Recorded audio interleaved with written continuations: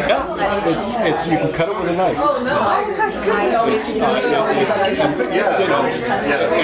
And my accent is good. I can realize this is the title of a woman.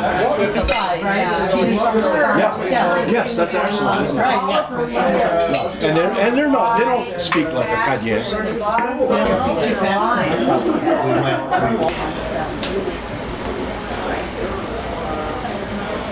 Beautiful, beautiful, beautiful. You guys. Oh, look at that, JC, it's gorgeous. A week later, if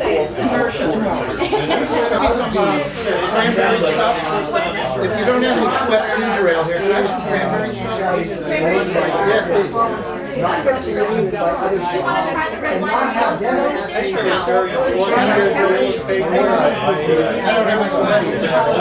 Third course tonight, we have a grilled vegetable napoli.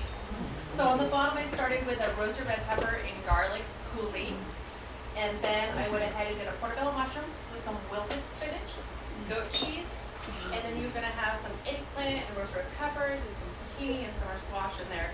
It's all been roasted with some nice basil, and then I topped it with a nice infused basil oil at the top. So you'll have that roasted garlic flavor, and you'll have the earthy flavors of the meat, the nice portobello mushroom, which is going to give you that meat flavor that's going to tie in this red wine for you. So, hope you enjoy it. Thank you so much. I think I'm going to hire. Yes. For the other 6 days. Let's make a toast. So Anfang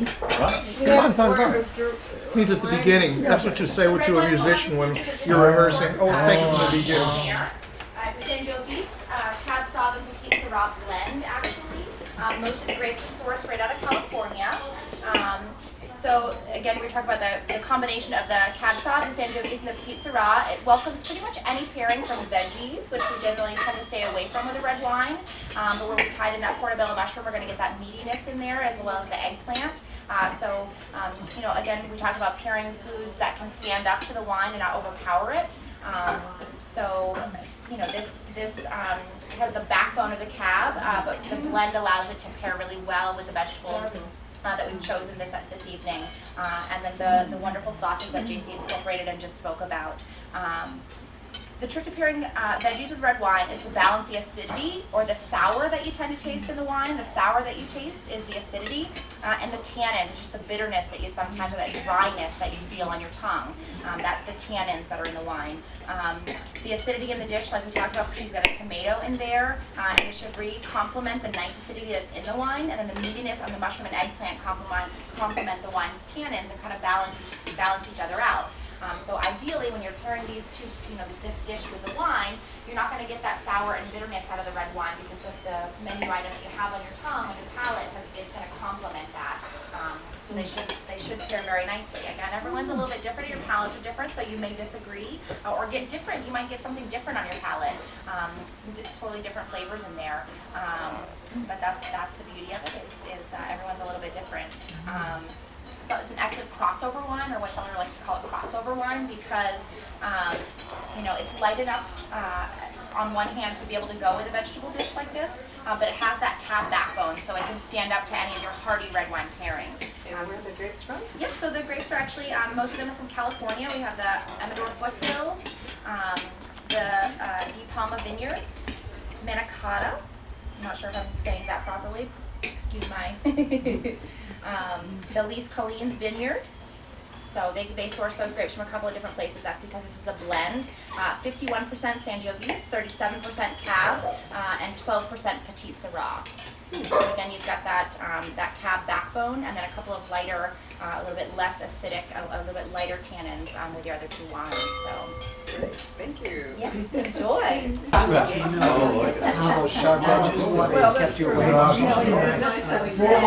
from a distance. If you had an open mind about it, an amiable mind, an amiable material. Maybe later in Macbeth of Mackenzie. Did you, Did you hear that? Yeah. Yeah, very sketchy, When the lawn has to come out, I sing songs about that. but mindful. you can do When I it sneeze or cough, with the pyramid. great song. Then you have cosmic energy All from coming out. popular tunes, you know, from Cole Porter, from whatever. My wife thinks I'm crazy. Then my life would My therapist thinks I'm brilliant. So,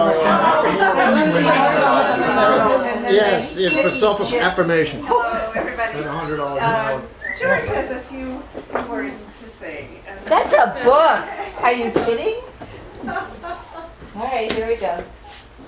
I'm going to, since since I'm hard of speaking, I got a... Say that again? Exactly. I got an amplifier here. There's no such thing as a free lunch, and there's no such thing as a free dinner. You have to, the payment is to have to listen to this obituary. This will be a professional obituary. It will not be a personal obituary. The professional obituary is one you actually read in the paper. The personal obituary has to do with the kind of thing you get in a juicy novel. That it's not going to be. So I'm going to start with the professional obituary. And this is going to be an obituary about somebody who spent his life in academia. And C.P. Snow wrote the book The Affair, all about what life is like in the academy. And so I want to read one thing that is particularly pertinent to my case. This is a story that takes place in Cambridge, England, and it has to do with the fellows of the particular school. And one of the senior fellows at the particular school is talking about other fellows in the particular school, and he says, here's a quote,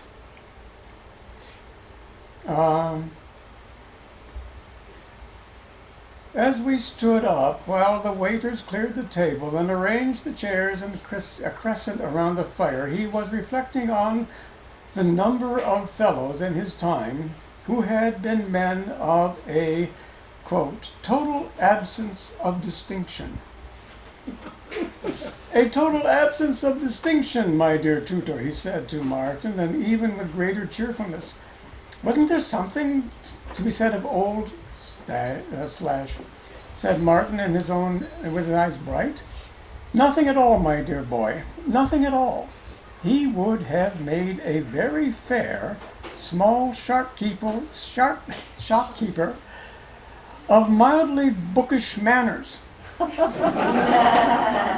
I think I hit it just on the head.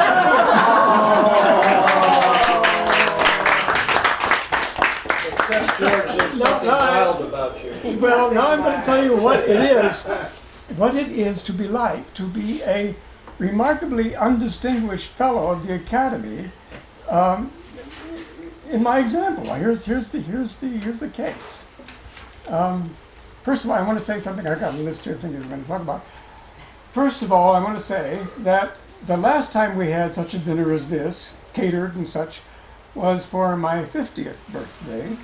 That was in Los Angeles, and so we could do it outside, and we had a catered, and also we had a entertainment provided by Nancy and the other wives, who sang songs. Whose other wives? The other Yours? the other faculty who were there sang songs, and it was and but the reason we did Great ask name for a group, isn't it? Yeah. Nancy and the Wives. the reason that we Depends on whose they were. asked you not to bring gifts is because on that occasion people did bring gifts, and I was required to open them and spontaneously, in extempore, respond to each gift in an appropriate way. That was a lot of work. I'm not going to do it again. So this time, no gifts, thanks. And so here is the professional obituary. And the reason it's a professional obituary is that after tonight, I'm going to bury it. And I will not remember it anymore. So it is now officially getting its obituary. So here it is. The life of the past academic George Siscoe. He was in high school, in York, Pennsylvania, William Penn Junior High School, president of the Junior Academy of Science. He went to Philadelphia to give a paper at the National Junior Academy of Science meeting on the atomic power. And while he was in high school, he learned calculus by himself because they didn't teach calculus, and Einstein's special relativity. So he got accepted into MIT and went to in physics department, became the president of the Astronomical Society, and we went to a solar eclipse. And I mention that because there's going to be one this year too, which took place in October 2nd, 1959. And we went out to an island so we could see it better, and it was totally fogged in. The sky the clouds got light, and the clouds got dark, and the clouds got light again. But there was no eclipse that we could see. And right, so I got my BS in 1960 and my PhD in 1964, Caltech postdoc for 2 years, MIT assistant professor for 2 years, UCLA associate to full professor till 1993, then emeritus, and then Boston University research professor till 2013, and then emeritus, and now I'm retired. So here's the long list. This is the professional activities, and this is what I want to bury. Associate editor, Journal of Geophysical Research, 71 to 73. Associate editor, Reviews of Geophysics and Space Physics, 72 to 74. Editor, Journal of Geophysical Research, 78 to 81. Member Advisory Committee for the Atmospheric Sciences, National Science Foundation, 78 to 81. Member of the Committee of the Planetary and Lunar Exploration, the National Research Council of the National Academy of Sciences, 81 to 83. Chair of the Department of Atmospheric Sciences in UCLA, 83 to 88, and again from 91 to 93. Chair of the Panel on Long-Term Solar Terrestrial Observations at the National Research Council, 85 to 87. Chair of the Scientific Program Evaluation Committee for NCAR, 86 to 87. Member of the Space Studies Board, National Research Council, 87 to 89, and 97 to 2000. Member of the Bowie Metals Selection Committee of the American Geophysical Union, that's the highest medal we give out, 87 to 89. Chair of the Division 3 of the International Association of Geomagnetism and Aeronomies, 87 to 91. Chair of the Steering Committee for Geospace Environmental Modeling and Program of the National Science Foundation, 88 to 91. Chair of the Space Physics Advisory Committee of NASA, 81 to 91. Member, Space Science and Applications Advisory Committee of NASA, 89 to 91.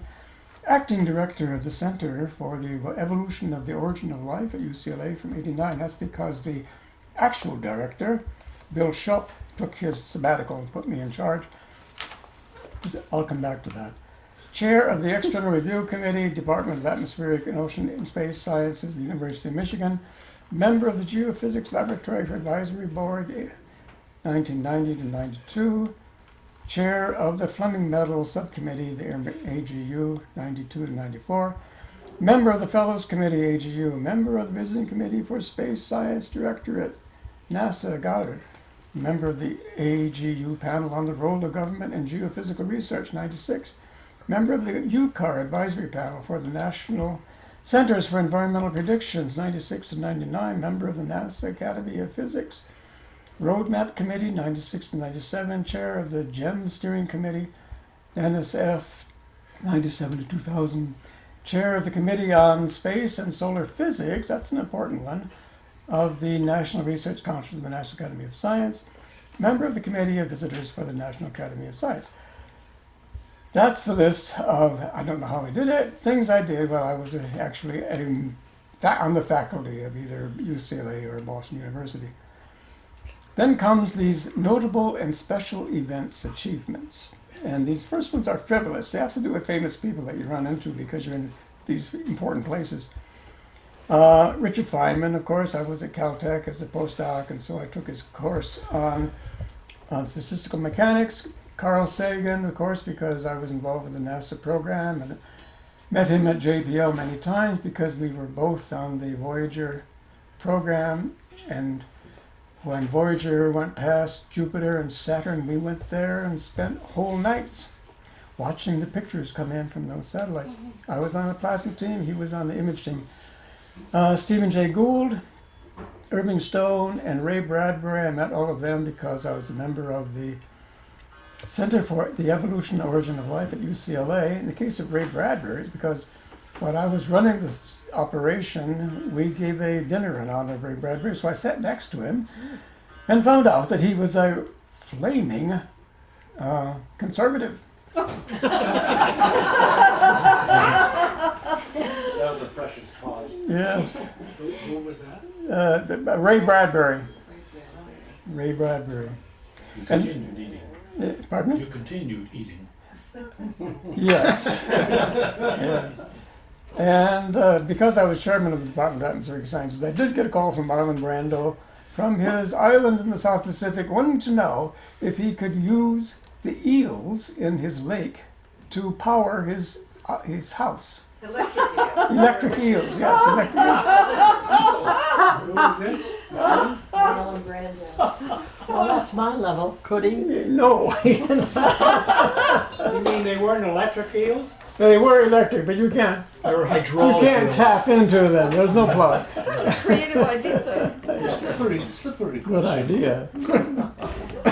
And the only thing I did, as it was important to UCLA, was to save the Department of Atmospheric Sciences from extinction, because our provost, Ray Orbach, another flaming conservative, wanted to eliminate us because our student-teacher ratio was very low. And so he wanted our faculty positions for the physics department. He was a physicist before he became an administrator. So what I did as chair was to institute some very popular courses for non-science majors, and we went from bottom to second in 2 years and saved the department. The problem is that I had to teach those damn courses. 100 students is okay, but 500 is just unmanageable. And no graduate assistants to mark the papers? Well, we had a lot of graduate assistants, but there's still, Even so, my lord. even so, yes, Mine ran out with the first rank of yeah, undergraduates to leave. yeah, right. But anyway, it's not fun. It's not fun. No. Yes, okay. It's to me and a man named Christopher Gertz established the NSF Geospace Environmental Modeling Program in 1987, which is still in existence. Christopher Gertz is a kind of interesting fellow in the sense that he got assassinated by one of his students. One of his students brought a pistol into, he was at the University of Iowa one day doing a seminar and shot Chris Gertz in the head and 2 other professors, and then shot himself. And Good advertisement for concealed carry on campus. yeah, this is quite a while ago. Elected fellow of the AGU in 1987, second Van Allen lecture in 1991 on the universal processes in space physics, organizer with Carl Schreiber of a 3-year summer school on heliophysics sponsored by NASA from 2007 to 2009. I just went to the 10th anniversary of that. Had to give a talk, but they paid my way. And then in 2008, I opened a bookshop in Belfast. Yay. And this is its 10th year. During which time I survived my 80th birthday and acquired a very, very special number of friends, all of whom are here. I mean, all who are here tonight are among that group. There are many who we couldn't get here because of the size of the room, who aren't here, but I'm very thankful for you all for coming tonight and celebrating, enjoying this, and celebrating this 80th birthday with me. Thank you very much.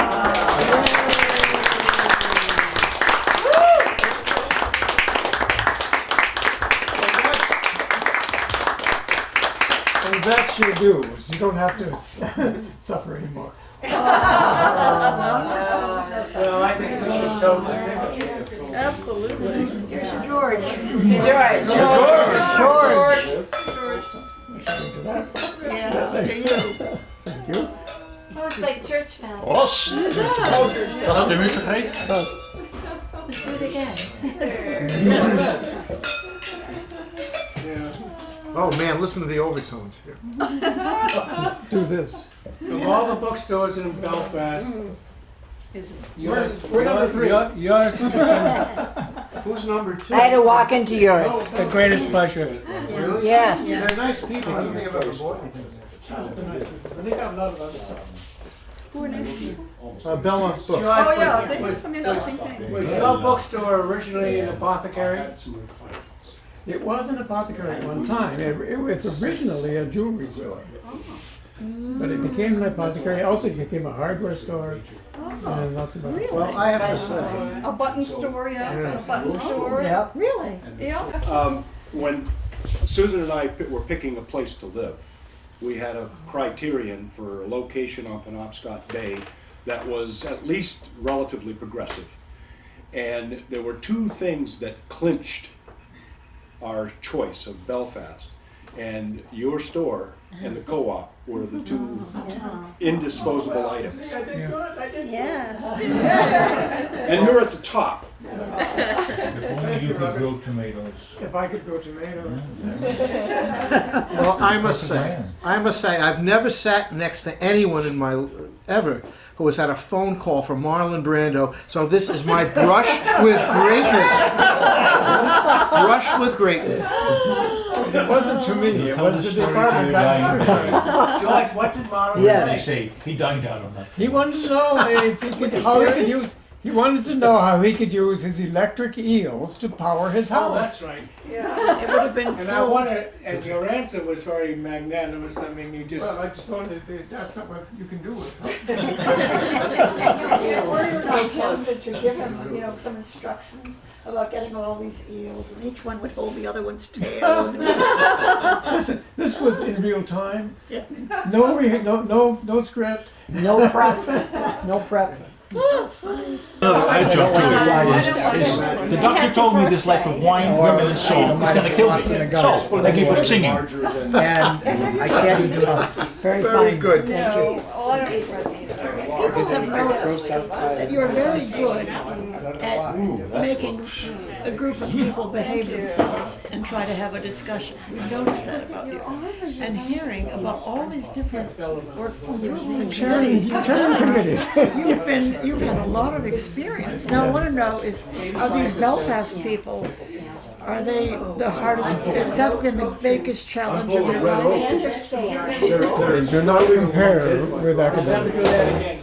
You know why academic fights are so vicious? Because the stakes are so small. There's nothing there. Happy birthday to you. Happy birthday,